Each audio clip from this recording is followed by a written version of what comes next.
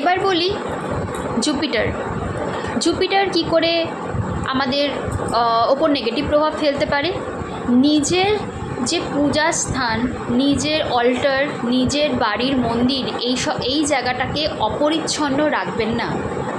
কখনো এই পূজার জায়গাগুলোকে অপরিচ্ছন্ন রাখবেন না। পূজার জায়গা, নিজের অল্টার, সিংহাসন, এই জায়গাটাকে পরিষ্কার পরিচ্ছন্ন রাখবেন। আমি অনেকের বাড়িতে দেখেছি, ইনফ্যাক্ট আমি এই জিনিসটা সত্যি আমার খুব খারাপ লাগে। আমি অনেকের বাড়িতে দেখেছি যে তারা না ঠাকুরের যে জায়গাটা সেটাকে প্রচণ্ড অপরিচ্ছন্ন করে, মানে নোংরা করে রাখে। ইনফ্যাক্ট যে ভগবানদের যে দেবতাদের দ্বারা পুজো করছে তাদেরকেও খুব অপরিচ্ছন্ন করে রাখে।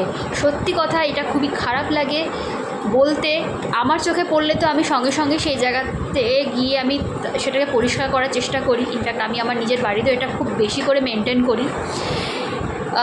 যাকে আপনি সম্মান করছেন, যাকে আপনি পূজা করছেন, তাকে সেই সম্মানের জায়গাটা দিয়ে পরিষ্কার পরিচ্ছন্ন ভাবেই রাখুন। যদি আপনি তাকে পরিষ্কারভাবে সেই জায়গাটা দিতে না পারছেন, দয়া করে তাকে রাখবেন না। এতে করে আপনার জুপিটার, এই প্ল্যানেটটার ওপর কিন্তু খুব বড় এফেক্ট পড়ে। আর সেকেন্ড থিং, আপনার লাইফে আপনি যে মানুষের থেকেই কোনো কিছু জ্ঞান অর্জন করেছেন, যে মানুষের দ্বারাই আপনি কখনো না কখনো কোনো জ্ঞান অর্জন করেছে, সে আপনার বাবা মা থেকে শুরু করে যে কোনো মানুষ, যে কোনো কেউ হতে পারে না কেন, তাকে কোনো দিন অসম্মান করবেন না, তাকে কোনো দিন চিট করবেন না। কেননা তারা কিন্তু আপনার গুরু।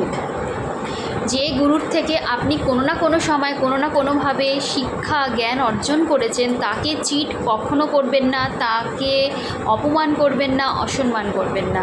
এটা খুব বড় একটা সাইড, নিজের গুরু প্ল্যানেটকে, মানে নিজের জুপিটারকে ব্যালেন্স রাখা।